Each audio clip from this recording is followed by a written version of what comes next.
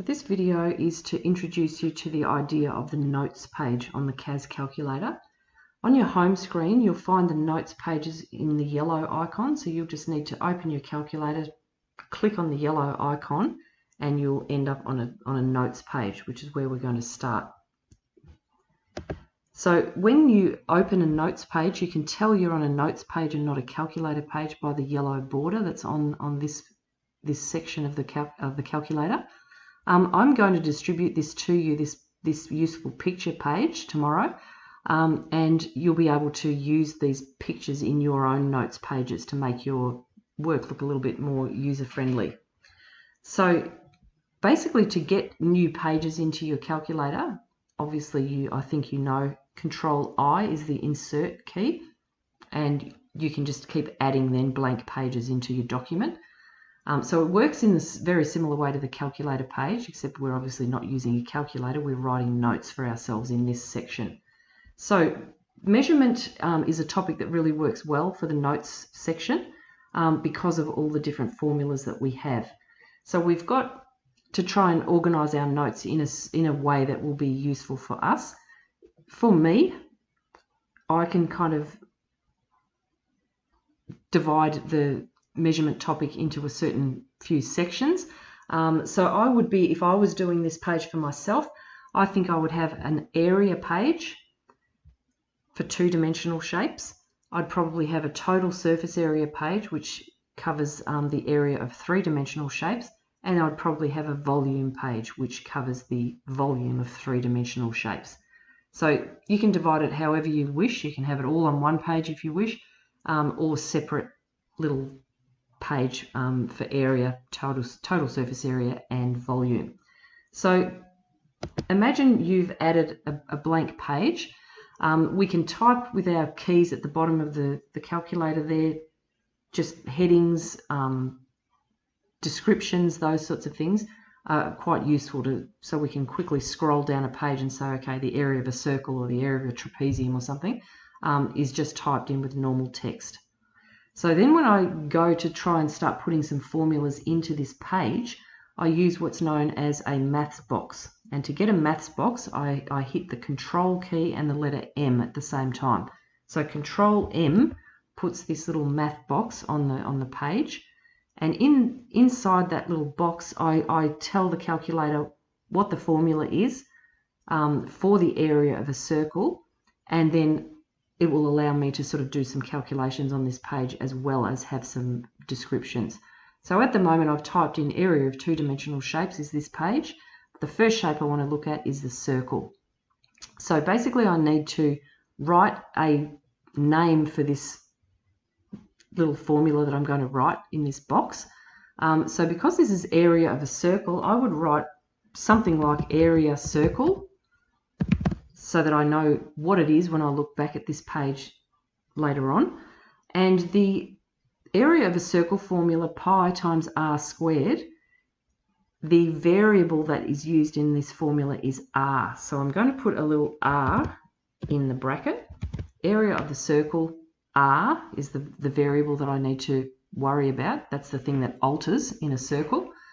And I would normally write equals pi r squared if I was writing an actual formula on a piece of paper. But in this little math box, I'm not using the equals sign. I'm going to use a sign called the assign key. Okay, and we get that by hitting Control and the button that's on the left of the book. Okay, so it looks like a little colon followed by an equals sign. So it says assign some kind of formula to this area circle. Okay, and the area of a circle formula is pi times by r squared. So I need to type that in. So find the pi button, pi multiplied by the radius r squared. So basically I'm saying assign this formula, pi times r squared, to the formula for area circle. And when I hit enter, you'll see the colours change. So the formula now is written in blue, and the green bit tells me that is done. So it's basically saved a formula in there. So if I was to type in to my formula sheet, I want to find the area of a circle with a radius of, say, 10 centimetres. Basically, I tell the computer now in a maths box, area circle, and you can see it turns bold. And basically, all I need to tell the computer now is that I want an area of a circle whose radius is 10. And when I hit enter this time, the calculator has done that for me. So an area of a circle with a radius of 10 is 314.16 centimetres squared. The good thing about this is that once I've done this once for the area of a circle, any circle now that I go back into this maths box, all I need to do now is change the radius. So if I wanted an area of a circle with a radius of 5, instantly I've got that formula, and I've got the calculator's remembered the formula, and I've got the answer straight away. If I change it to something like 3.5 centimetres, oops, it might help if I use a point rather than a comma, 3.5 centimetres, done. So if you spend a little bit of time putting in the formulas and saving them in there so it says done, then do a little practice one underneath each of these formulas, you can really be quite quick if you're trying to work this stuff out for a quiz or an exam or something like that. It saves you typing in all that, where's pi, times by 10, square that, equals. It's basically just open your notes page, it's an area of a circle, change the radius, bang, it's done. So if you were doing something like this and you wanted to do, say, the area of a trapezium, for example. So again, we don't want a maths box this time, so we get rid of that. We just want a normal text to say, well, this part of the page is a trapezium. And the formula for a trapezium, the area of a trapezium, is like half a plus b times height. So a, b, and h are the variables in this formula. So if I was doing this one, I might write something like a maths box, and I would do something like area trapezium. I could do area trap. I could do the whole word if you want to. So area trapezium, and the variables involved here are going to be a, which is the small length on the top, b, which is the bigger length at the bottom, and h, which is the vertical height of the trapezium. And I'm going to assign a formula, so control and assign key. And then I'm going to put in the formula. So the formula is a half, so I might use the fraction template and put in a half times a plus b times by height. So it takes a little bit of time. What am I going to call this thing? So area trapezium, so I know what I'm talking about later when I look back. What are the variables that get used? And then assign some kind of formula that uses those variables. When you hit the enter key, you'll see done. So when I do a little sample of this one, I'm still in a math box and I write area trapezium and I put a bracket. I could say if the top little length, the short length on the trapezium was, say, 3, the bottom length was longer, obviously, so let's say it's 7 or something like that, and let's say the vertical height was 4. Okay, so as long as I know A is the first one listed, B is the second one listed, H is the third one listed, I have all of those variables in the right order, and when I hit enter this time, area of that trapezium, I don't have to do the formula at all. The calculator's done that for me. I know the area of that trapezium is 20 centimetres, millimetres, whatever, squared. Again, it's just a straightforward little switch. If I want to say, okay, I've got a different trapezium now, I want to say that the top little short length is 5, the bigger length at the bottom is 9, and the vertical height is 3.6. Okay. As soon as I hit enter, I don't have to do any calculations whatsoever. The calculator's done it for me. Okay, so you could mess around, play around, do all of your formulas for trapezium, rectangle, sector of a circle. You might do what else is there? Rhombus, parallelogram, kite. You could do all of them in the two-dimensional page.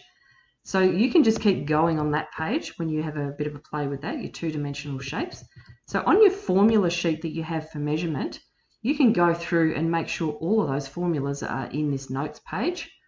You could then have a look and add in another page, next one, and say, okay, let's do total surface area of three-dimensional shapes. So we might start with a cuboid, for example. Now I've copied and pasted from my first little useful pictures. I've put the picture in there so I can see one's a length, one's a width, one's a height. So the three variables in a cuboid would be length, width, and height. So if I was doing something like the total surface area of a cuboid, again, I need a math box now. So Control M, and I might say, okay, I've got to write total surface area, TSA cuboid. So you can call these whatever you want. Now I must have already used that somewhere else, so I'm going to take that off and say surface area, S area cuboid, just so it doesn't go bold. So surface area of cuboid, the three variables I'm going to be using are length, width, and height. And I'm going to assign the formula, so Control Assign key. And the surface area of a cuboid, basically it's two bottoms, two sides, two fronts is the total surface area of the cuboid. So I'm going to say the bottom and the top, two lots of length times width, and two lots of width times height, and two lots of, what else have I got? Length times height. And done. And basically then, if I'm going to put in, if I'm going to do a test run of this one and Control M for the maths box, and I want surface area cuboid, and my length is, I don't know, 10, my width is 6, and my height is 3, instantly tells me the surface area. And it's just a very easy process to just click on the maths box and highlight and alter your length, width, and height to alter your surface area. So basically you have on your measurement sheet more formulas for three-dimensional shapes. You could do, you know, any prisms, cylinders, those sorts of things. When you're doing, you can add another page if you wanted to do volume page. So Control and I will allow you to insert a new note page. So page 4 now is blank, and you might call this one the volume of three-dimensional shapes or something like that.